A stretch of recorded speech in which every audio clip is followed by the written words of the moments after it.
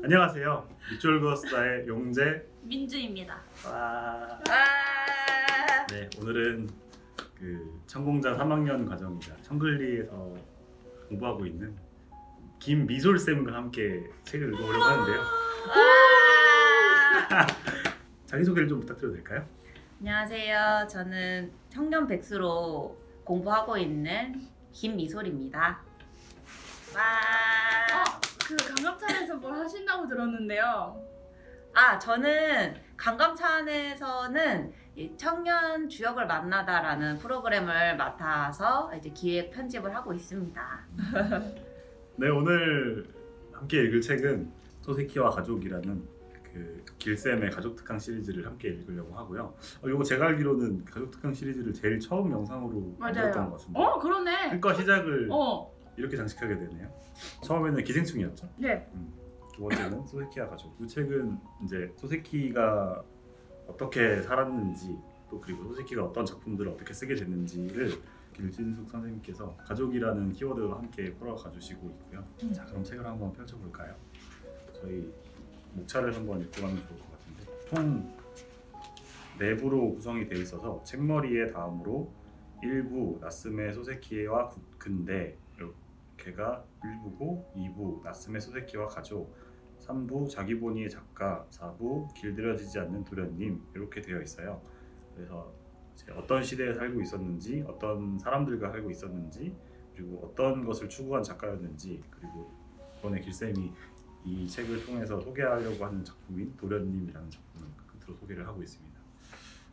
네, 그러면 차분히 하나씩 이야기를 해보도록 할까요? 네.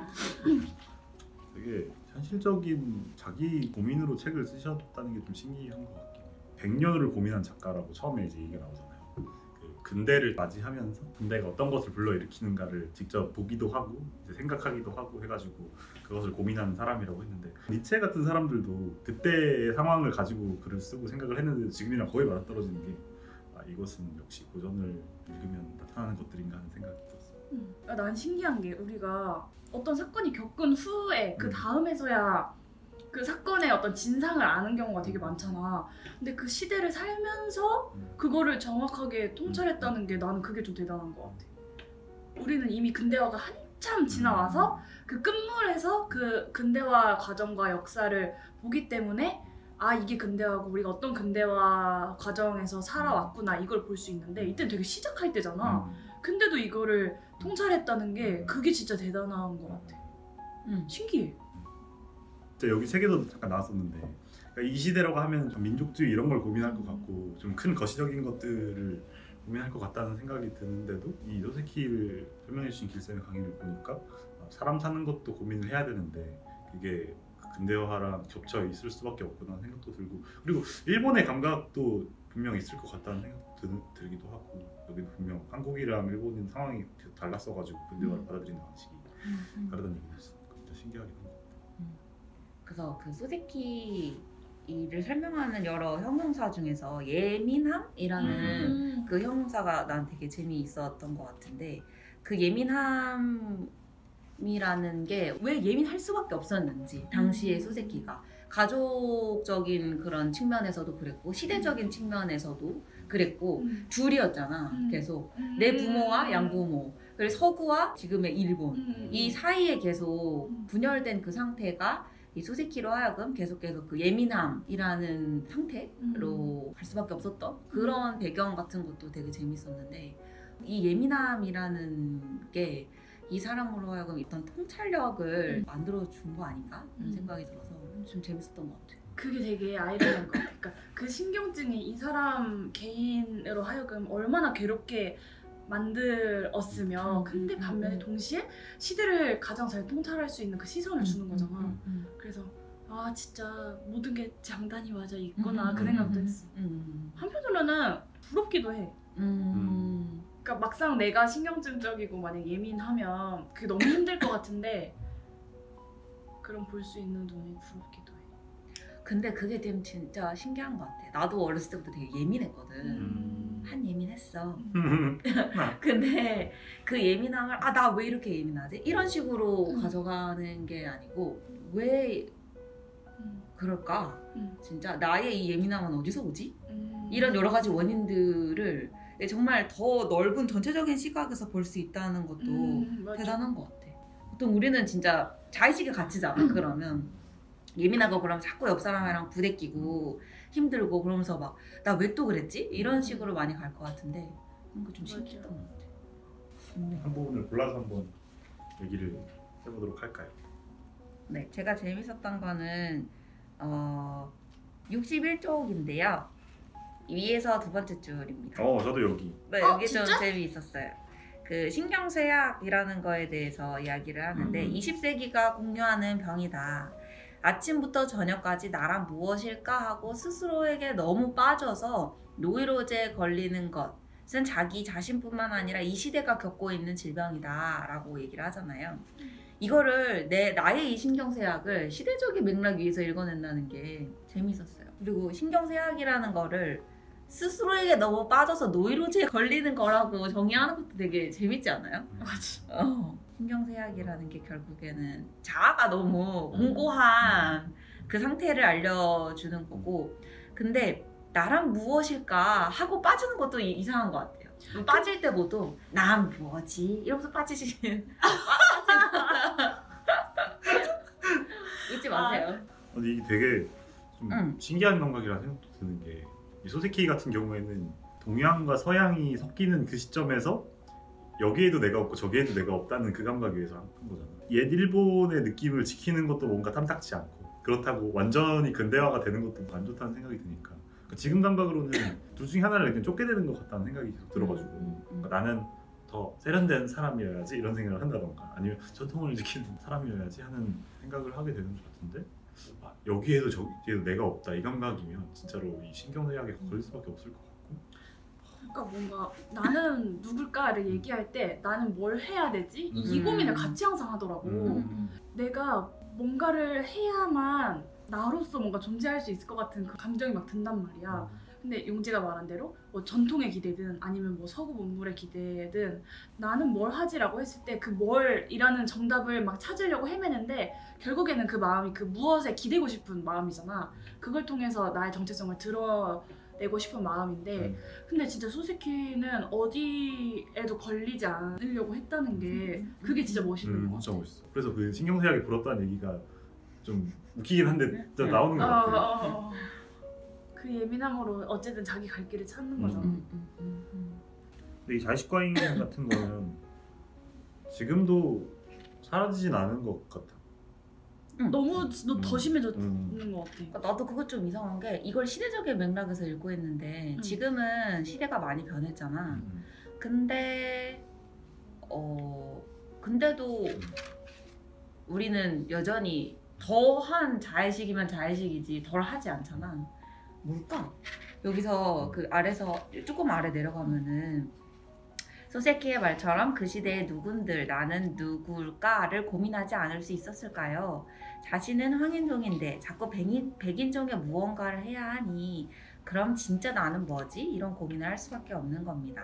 그 고민 속에서 결국에는 자기 일거수일투족도 자연스럽게 움직일 수 없는 거고, 그래서 예민해질 수밖에 없는 거죠 라고 얘기를 하는데, 어쨌든 근데 그런 측면에서는 비슷하겠네요. 제 경우를 한 가지 예를 든다면, 저는 여기서 이제 공부하는 사람의 삶을 3년째 살고 있는데, 이렇게 살다 보면은 공부하는 사람다움이 있을 것 같다는 말이에요. 그리고 그렇게 해야 될 것 같다는 말이죠. 근데 사실 그게 뭔지 잘 모르는 상태이기도 하고, 그리고 지금의 나와는 괴리감이 있고, 그건 내가 지은 하나의 상에 불과하잖아요. 근데 거기에 나를 계속 맞추고 싶은데 안 되니까 거기서 좌절하고, 그리고 점점 나 뭐 하는 거지? 이런 생각으로 가기도 하는 것 같아요. 종종 그 상에 들어맞지 않는 나를 발견할 때는. 그래서 여기서 자연스럽게 움직일 수가 없다, 부자연스럽다는 얘기를 하잖아요. 저는 이 사람이 어떨 때 부자연스럽게 행동을 하게 되나 라는 거에 대한 힌트도 여기서 좀 찾았던 것 같아요. 이게 진짜 둘로 나뉠 때 부자유스러울 수 있겠다는 생각이 들었어요. 나는 부자연스러워질 때 행동이 과해지는 것 같아. 맞아. 예를 들어 불편해, 어색해. 그럼 웃어, 더 웃어. 그래 진짜 그렇잖아. 솔직히 말해서 낯선 사람 우리가 만날 때 극도의 부자연스러움이 있잖아. 낯을 가리니까. 근데 그 상태가 싫잖아. 맞아. 그리고 막 내 삶은 그렇지가 않잖아. 막 엄청 막 맞아.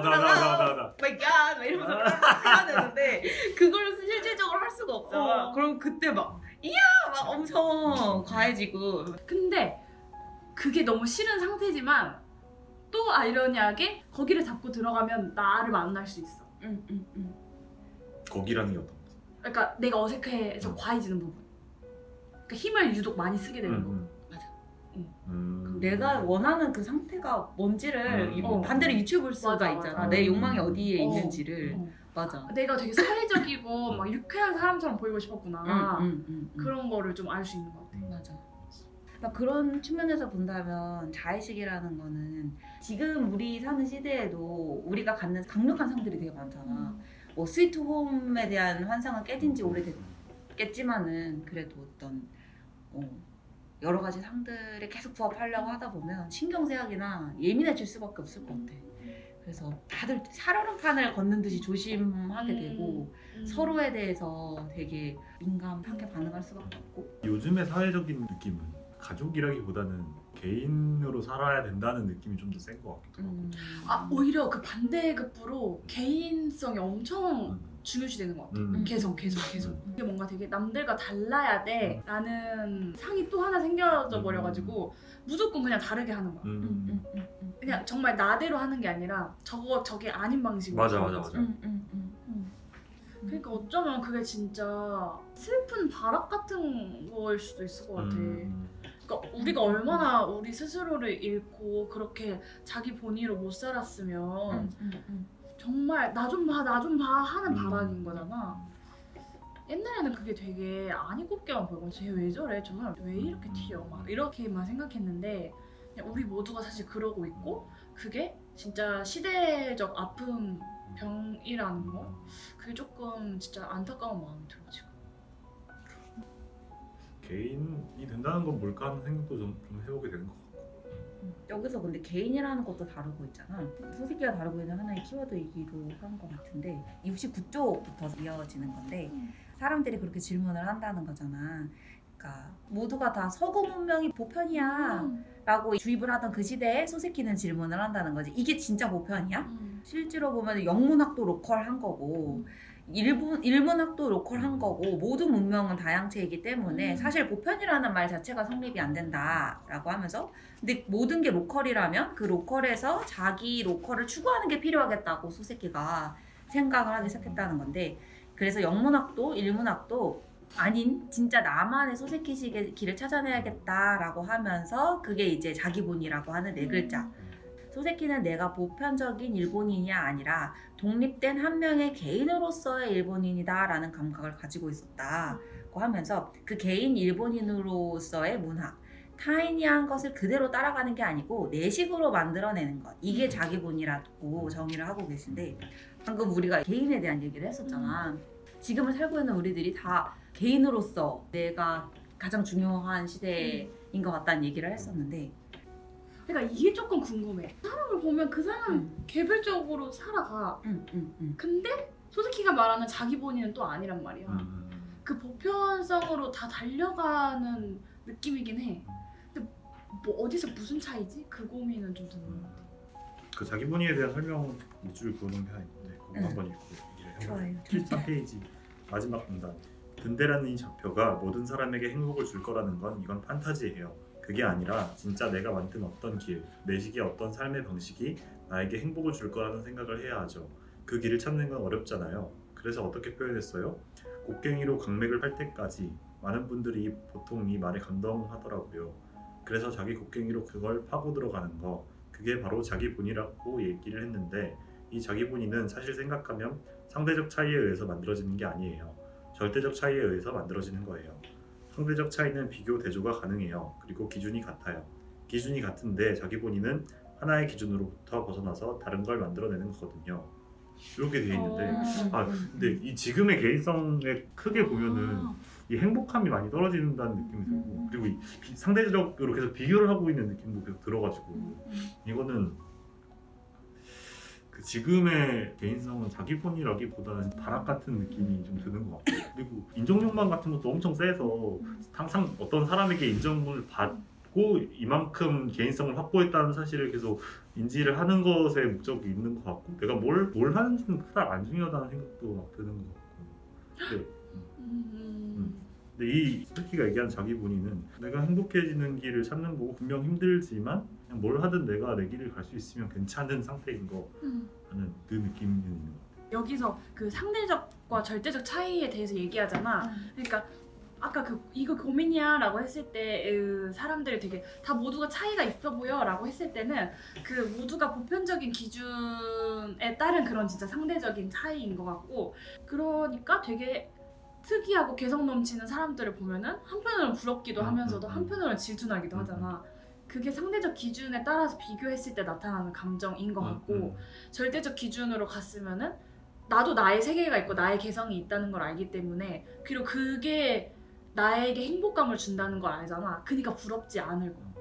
네.